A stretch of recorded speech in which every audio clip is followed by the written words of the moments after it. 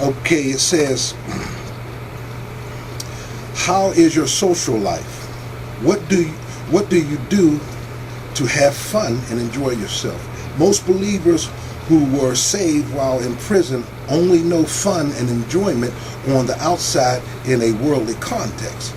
What can you tell them about a godly social life, God-filled fun and enjoyment?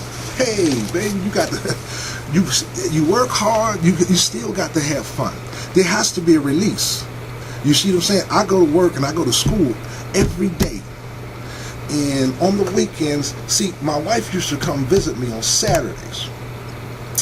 So we made a covenant that on Saturdays, because that used to be our day, it's still going to be our day. So what we do is do something together on Saturday.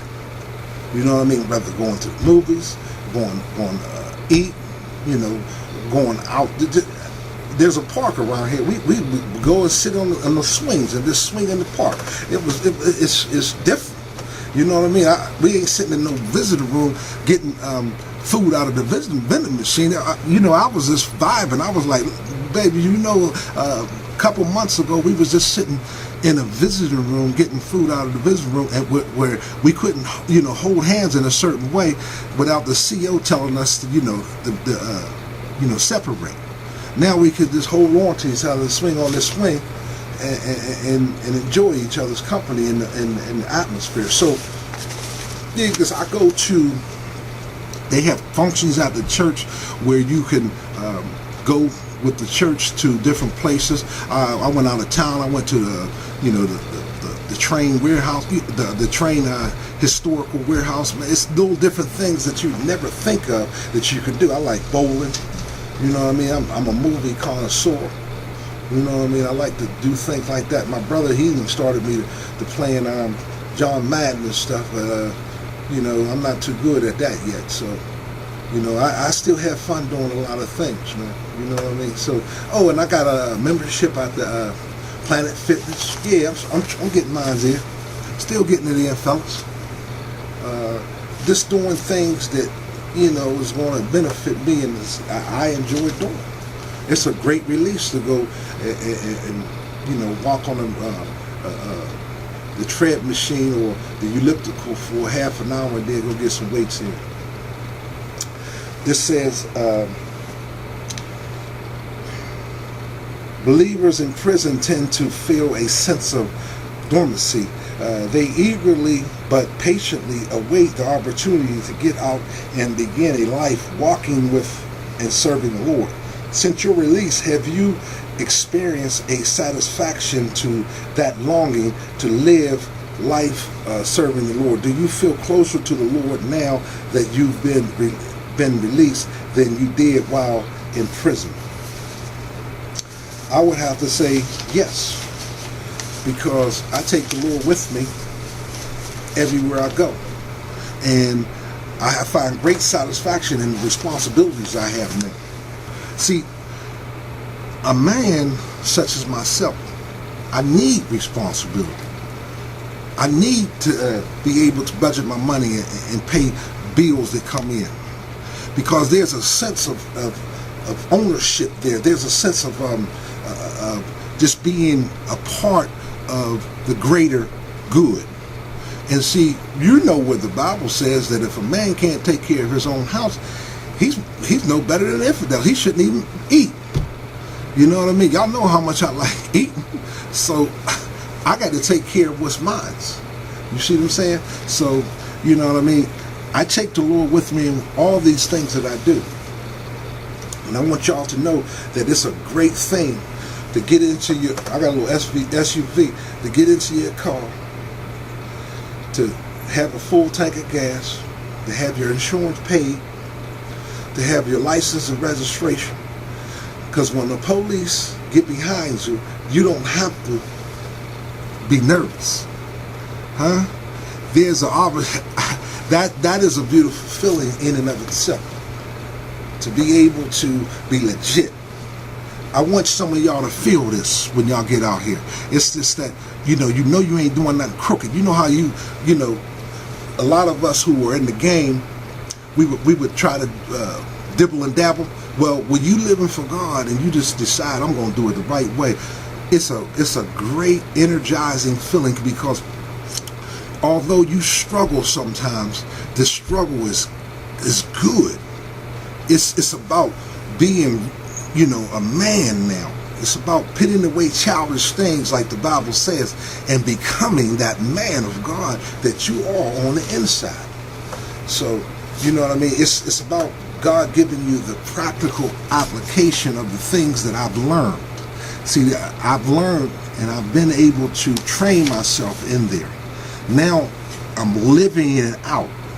It's the application of what I've learned, So, getting close to the end now. It says,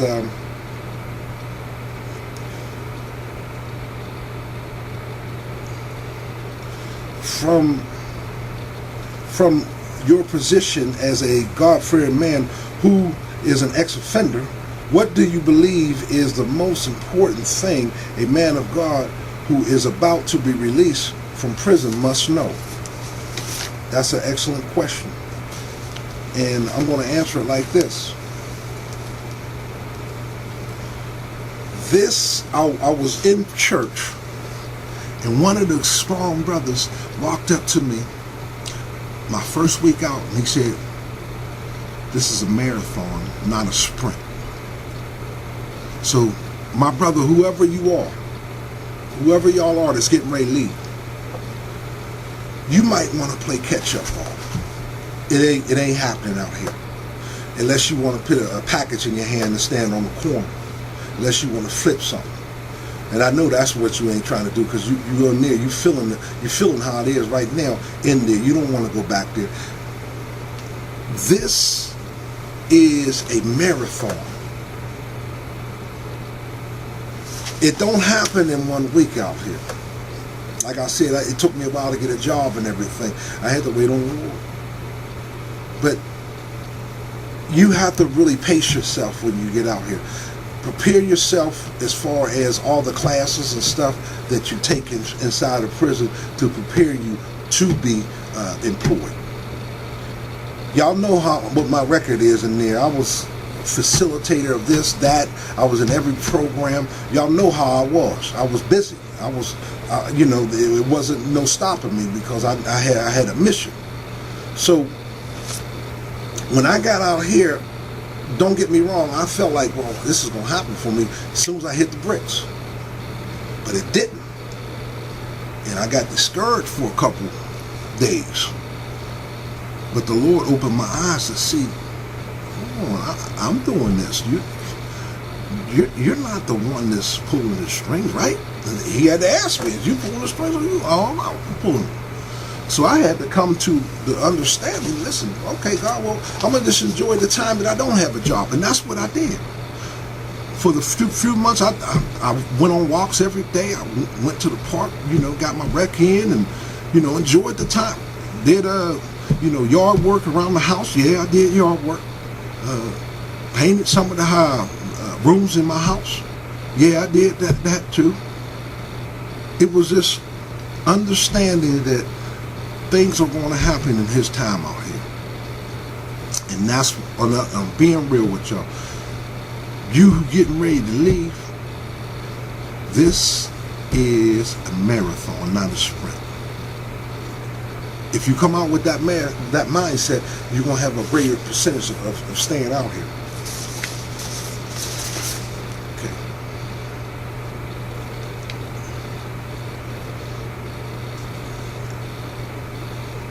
Do you feel what you've learned while attending church fellowship with other brothers and counseling sessions, if any, with the chaplain prepared you for the things you have faced since your release? Yes. See, I was one of those guys that sat in the chaplain's office. I remember Chaplain Giordano was there. I had a weekly meeting with him, and I would bust it up with him. I wasn't the type to go in there, tiddlywinking and saying, this is all that surface stuff. I went deep. I would go in there and talk to him about real stuff. You know what I mean? I'm having problems in this area, I feel like knocking this dude out. I feel like, you know, I can't stand when somebody tell me what to do, so I got a problem with authority. I went in there and talked and got it all out. So it prepared me to be the man that I am right now. So everything from the programs, yeah, I'm going to talk about the programs too. Thinking for a Change, violence prevention, all that stuff that I was facilitating inside of there, it helps me out here. You know what I mean? All that stuff that I was teaching in there, it helps me out here, believe me. Just violence prevention, for example. When you ride down the street, man, this thing is on and popping when you riding on the highway, man. You got guys that will cross over in front of you doing 70 miles an hour. And they on the phone trying to text somebody. When they pass you, you see they texting somebody. It's 70. You going 70 miles an hour. Hey, listen, man. This is a life and death thing. You in there trying to text? Come on, man. That'll make you mad. That's what caused you to need violence prevention. One thing that I didn't mention. These things right here. This is my little phone. It's an outdated phone. It's an iPhone, but it's 4 years old. I got a 4. They got an 8 out here now. So just to show you. This is, I bought that cash because I wanted that plan where in Walmart you got straight talk, you ain't got no contract. I don't need no more contracts. I was on too many contracts in my life in there, huh? But when you get out here, it's almost like people are mesmerized. Y'all remember walking around the blocks when you had your little, we had our little, tablets, when people were looking down at their tablets instead of looking where they were going. That happens out here all the time. People walking around looking at their phone and they don't even look up no more. You know what I mean? They're driving in a car. The phone is like a crutch out here, man. You know what I mean? I try not to get attached to it as much because I know better. You know what I mean? I don't need no more crutches in my life. But out here, technology is at your fingertips. And I'm not hating on it because I use it too. But when you get out, try to adjust slowly and go into, don't get me wrong, you don't have a phone probably when you're in a halfway house if you go to a halfway house. But what I'm trying to say to you is don't let it own you. You own it. You know what I mean? Some people be looking at their phone in church, man. Like, man, you know what I mean? This is God's time. You know what I mean? It's real out here, y'all. You know what I mean? So,